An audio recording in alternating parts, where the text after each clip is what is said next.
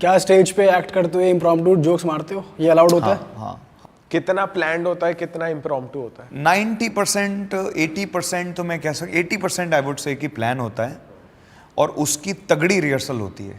कितने घंटों की? बेसिक प्रोसेस अगर मैं आपको बताऊं तो ये होता है कि जैसे एक आइडिया आया कि यार राउडी राठौड़ का एक एक्ट करना है, तो पहले बैठ के उस पर चर्चा होती है कौन कौन एक्टर्स हैं। जैसे एक राउडी राठौड़ है और एक समझो सिंघम है या सिम्बा है, तो अब उस पर स्क्रिप्ट बेसिक उन्होंने लिखी। फिर उस बेसिक स्क्रिप्ट पे जो मैं डायलॉग पढ़ूंगा उस पर फिर मैं अपना इनपुट, अपना इम्प्रोवाइजेशन ड्यूरिंग रिहर्सल कि यार जैसे हमारे जो राइटर होंगे, जैसे हीरा पाजी राइटर होते थे, तो कि ये लाइन मैं ऐड कर सकता हूँ तो कैसा लगेगा, फिर मैं अपने आइडियाज़ देता हूँ। तो वहाँ पे उस पर बहुत सारा काम होता है। फिर वो फाइनल स्क्रिप्ट आती है, फिर वापस रिहर्सल होती है और फिर उसको कम से कम 8, 10, 12 बार एक्ट से पहले, ताकि वो स्क्रिप्ट याद करनी ना पड़े, क्योंकि कॉमेडी टाइमिंग पे बहुत ज़्यादा वो है। अगर मैं याद करने में चला जाऊंगा तो वो पंच नहीं आएगा।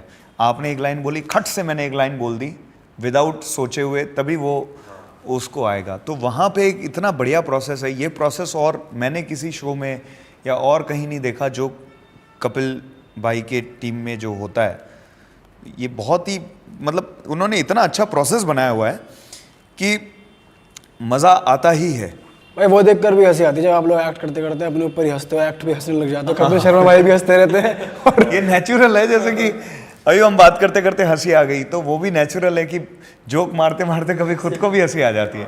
तो वो नेचुरल रखते हैं उसमें, वो वैसा नहीं कि यार हंसी कैसे आ गया। अच्छा, जब एक्ट के बाद बाय चांस कोई पंच नहीं फटा, आपने रिहर्सल में बहुत तगड़ा करा बट स्टेज पे आके होता है, बहुत बार होता है। बाद में फिर उसकी वो लगती है, रिमांड होती है, यार तूने ये क्या कर दिया, बढ़िया नहीं करा यार, ऐसा कुछ? उनमें खास बात ये भी है कि वो बहुत ज्यादा वो नहीं करते, फिर निकाल ही देते अगले एपिसोड से। ले भाई सीधा आउट। अच्छा भाई, सिंस आप इतना सारा टीवी कर चुके हो और लाइव इवेंट्स कर चुके हो, तो जो टीवी इंडस्ट्री है हमारी, जैसे घर भी चलाना है, तो पेमेंट वगैरह टाइम पे देते हैं ये लोग? बहुत टाइम पे देते हैं।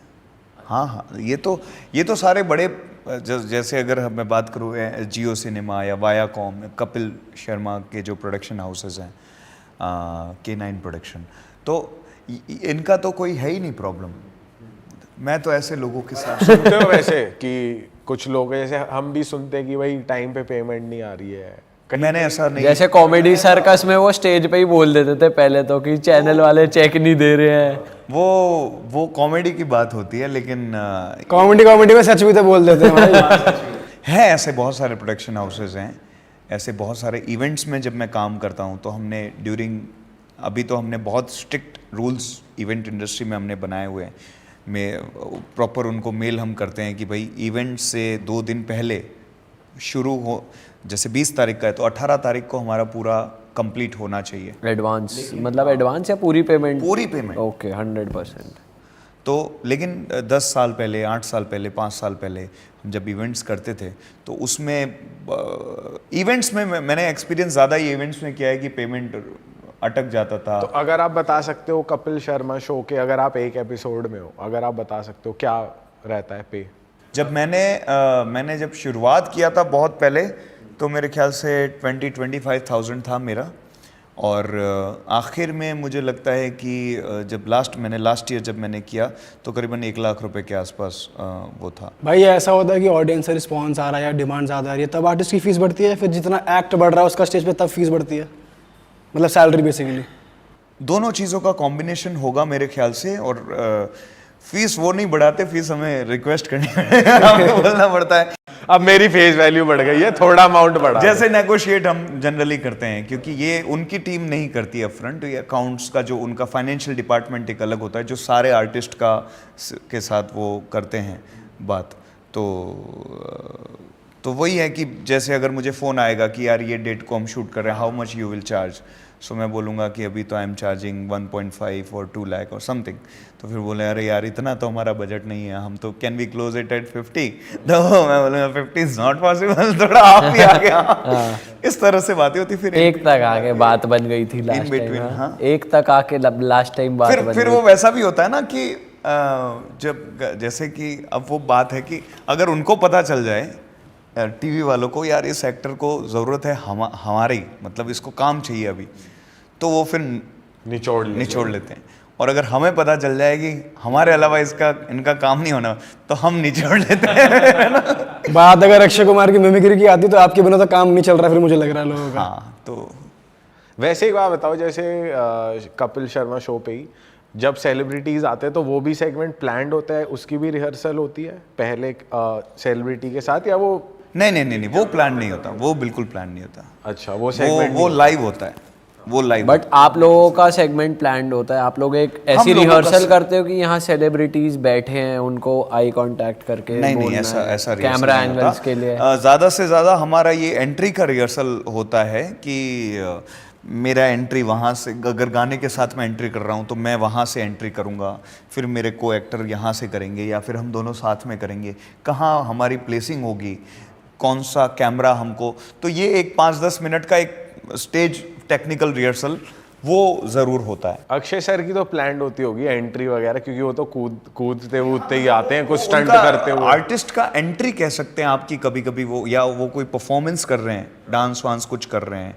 या कभी कभी सेलिब्रिटीज भी कुछ एक्ट में इन्वॉल्व हो जाते हैं, तो वो प्लान होता है। बाकी उसके अलावा तो कुछ ऐसा। और जो जनता बैठती है क्राउड में, उसमें से लोग ऑलरेडी वो पता होता है उनको कि ये सवाल एक्चुअली उसका प्रोसेस मुझे 100% मुझे पता नहीं है, बट हाँ उसमें से चूज़ करना पहले से शायद होता होगा कि भाई उसमें से कि तुम क्या पूछोगे, क्योंकि कोई आके कुछ उल्टा ही ना कर दे या कंटेंट ना कर दे कुछ। और मुझे लगता है, लेकिन उसमें भी है ना, मैंने कई बार ऑब्जर्व किया है, लाइव तो नहीं लेकिन मैंने टीवी पे जब देखा कपिल शर्मा शो में ही, कि कई लोग, मुझे ऐसा लगा कि ये लाइव है, मतलब ये प्री प्लान्ड वाला सिस्टम नहीं है, तो ऐसा भी होता है भाई, क्योंकि वही बेस्ट कंटेंट तो वही देते हैं जो प्री प्लान्ड होते हैं, और वो हमें भी लगता ही है कि भाई ये तो कोई कैसे ही ढूंढेगा।